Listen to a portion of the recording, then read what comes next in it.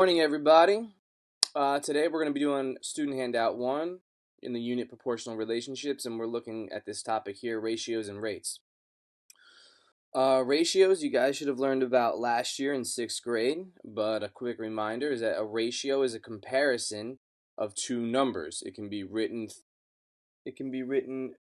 three different ways. The order in which you write the ratio is important to the meaning. Ratios, like fractions, can be simplified. So they talk about writing a ratio different ways, but the main way we're going to write it is this way that I'm showing you.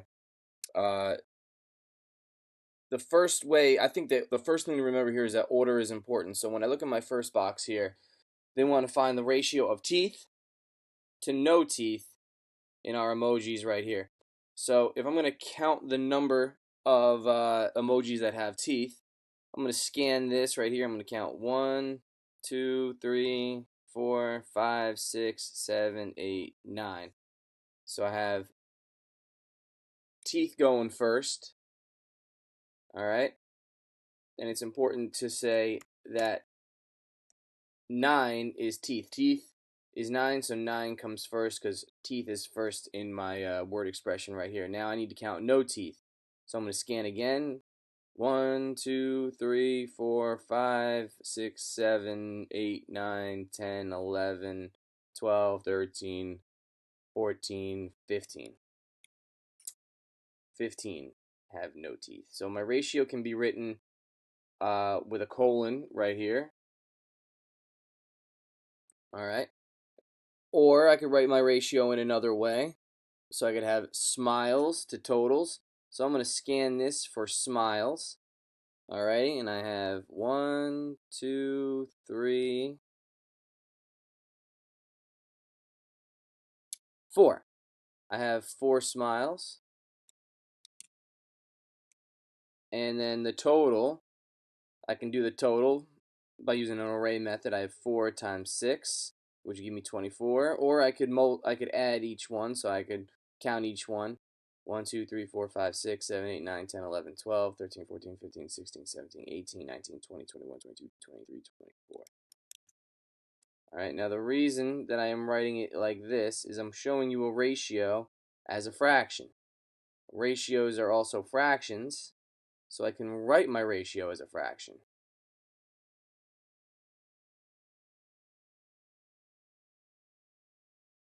Now notice I put 4 on top.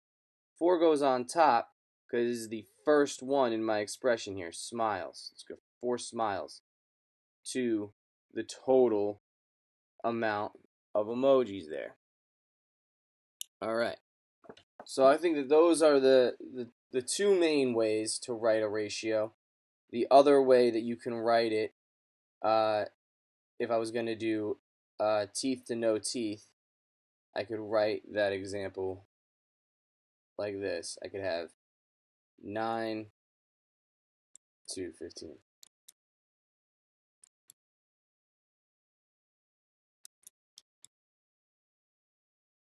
So those are your 3 ways to write a ratio. I think the main one that we use is right here, 9 colon 15 and 4 over 24, so it looks like a fraction. So you're going to go ahead and fill in the other 6 boxes here. So remember that if it says big eyes, the number of big eyes will come first. It's going to be our first number in our ratio. And then our second number is going to be teeth. So rate is a really important concept to learn. So a rate is a specific comparison of two quantities with different units. So for example, you have miles per hour. So we have a quantity here. Miles, the amount of miles is a quantity. A quantity is how much something is. So the amount of miles per the amount of hours, the quantity, the amount of miles, the quantity or the amount of gallons, meters per second, how many meters we are going per every second. Or we have the dollars over the amount of ounces something is, or we have the dollars over any unit that it could be. So right here it says Hunter jogs 4 miles in 30 minutes and Ryan jogs 7 miles in 48 minutes. What is each person's rate of speed? Who jogs the fastest? Well, I got to set up a ratio to find my rate. So that's why the order matters so much. So right here it says Hunter jogs 4 miles in 30 minutes. In order to find rate, I have to divide these two numbers together to get its unit rate. So when I take 4 and divide it by 3 in my calculator, I do 4 divided by 3. I'm going to get a decimal of 1.33 repeating. Remember, when we have a repeating decimal, when you see that 3 that keeps on repeating, I put a little line over it to show that that number goes on forever.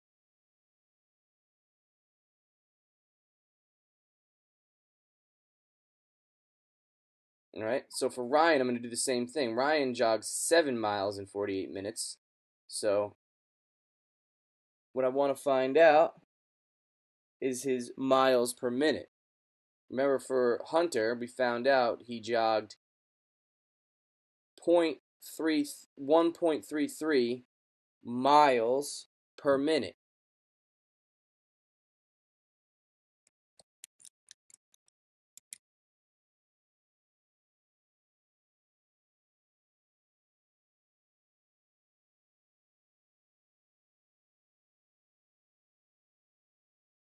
So that means for every minute that passes, he is going 1.33 miles. For Ryan, we did 7 divided by 48, and we got a decimal of 0.145, or 145 thousandths, you could say that is.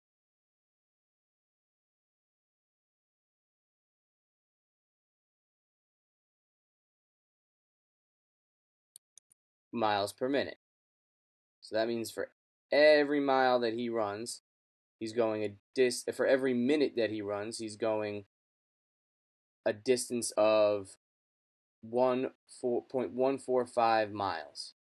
So they're asking who ran faster. Well, if this guy ran 0.133 miles per minute and this guy ran 1.145 miles per minute, what number is higher?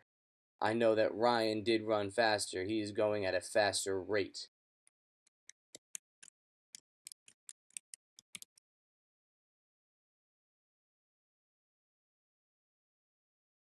So I think the important thing to remember when you're finding rate is that it is a division problem, okay? And when you're setting up a rate division problem, the order matters. So for example, for Hunter, 4 miles in 30 minutes. So 4 was my first number in my ratio, 30 was my second number in my ratio, and I'm trying to find miles per minute. So unit rate is especially helpful when we are going shopping at the bodega or the grocery store. It says here the unit rate can help us determine the better value for our money. So right here it says a 12-pack of Orange Crush soda is priced at $3 and a 6-pack is priced at $1.75. Well, for unit rate, we got to make sure our money goes on top because we are taking each item and figuring out how much money each item costs. So if I take $3 and I divide it by the amount of cans in the Orange Crush there are, I can take 3 and divide it by 12 and get that each Orange Crush in that 12-pack costs 25 cents.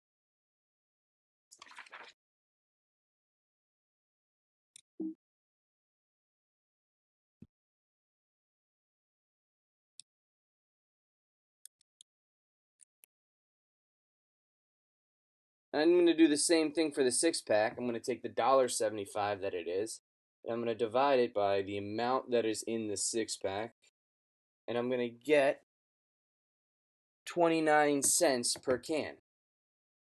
So each can costs 29 cents.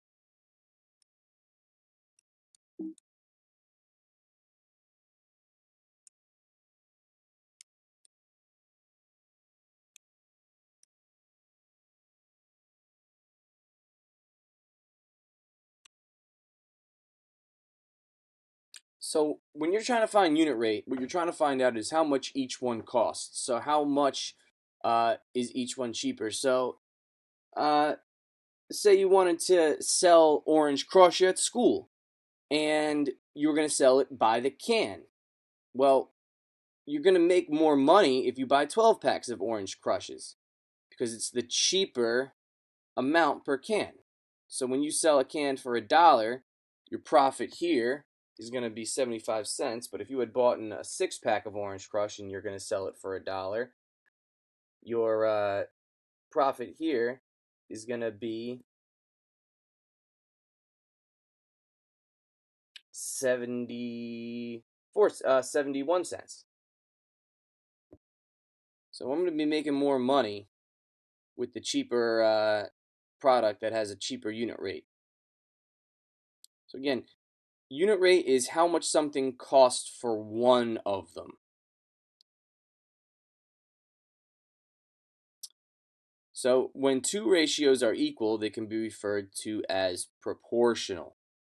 So one way we can solve proportions is by scaling or cross multiplication. So let's take a look at the word problem down below. It says a small university enrolls in-state and out-of-state students. So sometimes we have students from New Jersey that are living in New Jersey, but sometimes students can come to Rutgers University here that we have from Pennsylvania or New York. So those are out-of-state students. The number of students enrolled in their most recent freshman class was 243, and the school reported that it enrolled 7 in-state students for every 2 out-of-state students. So how many of each type of students was enrolled in the freshman class? Well, what do I know? I do know that the total amount of students in the freshman class was 243.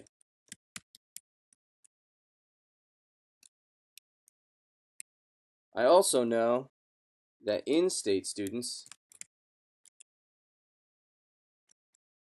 was going to be 7, and out-of-state students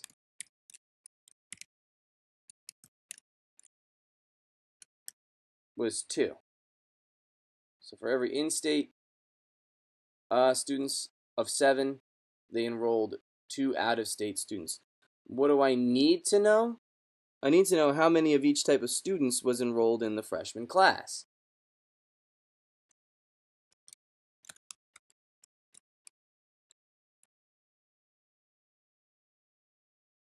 Now I'm going to show you a quick trick. If you just copy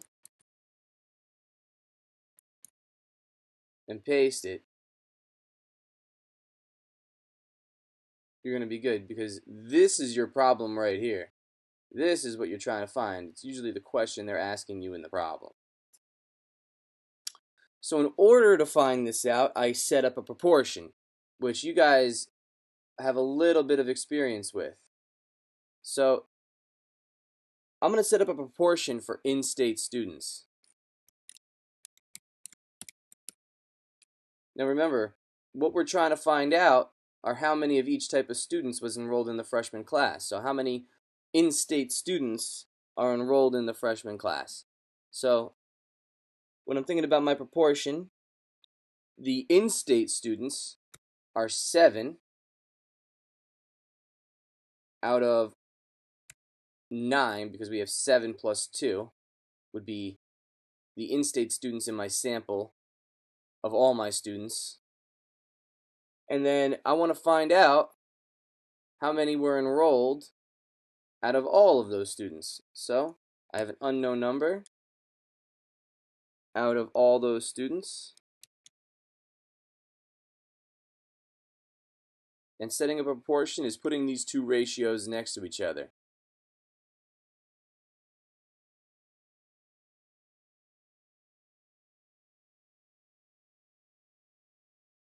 I set each one up like a fraction.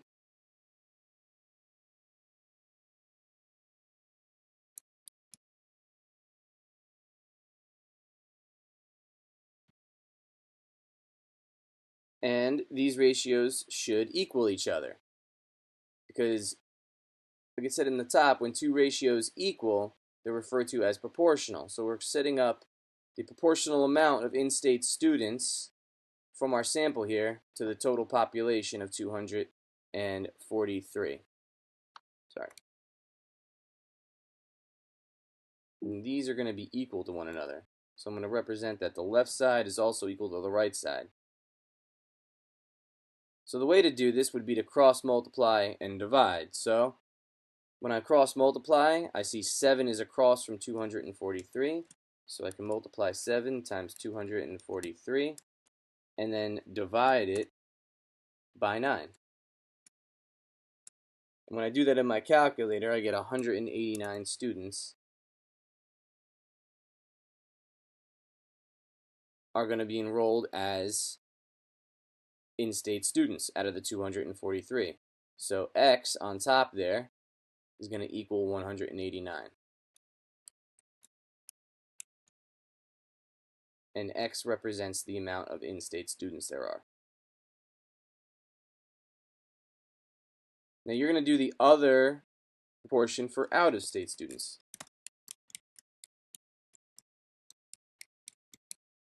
And it's going to look very, very similar.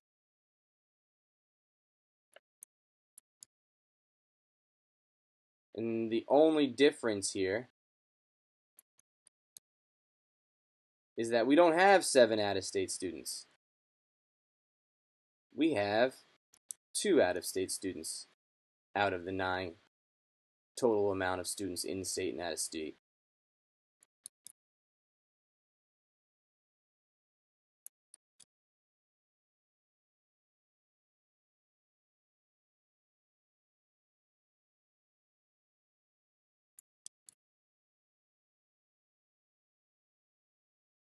So again, you're going to cross multiply and divide to find the number of students that are out of state out of the total amount of students in the freshman class at 243. So when you're writing your solution, you're just stating what you found. I found that 189 in-state students.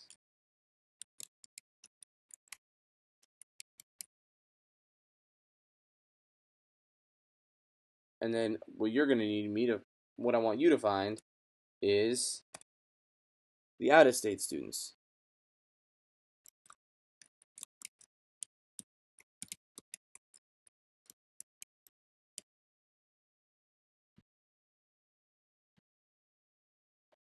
Right? I think the hard part was finding this 9 because we had to add 7 and 2, and that was a little unclear. All right, but the one thing I can remember is that we have 243 total students. So if they're taking the total amount of students that are in-state and out-of-state, I can add my ratio together to get a total amount here. But setting up a proportion is the most important thing is that your units match.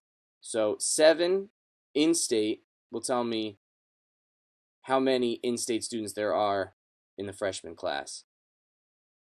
So our totals need to be amount on the bottom, and the quantity of in-state students would belong on the top. So when you're summarizing today's lesson, you can take any of the strategies we just talked about. You can talk about unit rate. You can write something from the top here from that sentence, reword it. You can talk about rate and what it is, how it's a comparison of two quantities. You can talk about what ratios are and how they're represented 3 different ways and what they are. All right, guys. Day 1 of your worksheet is done. Don't forget to do the quiz on Google Classroom. Take care.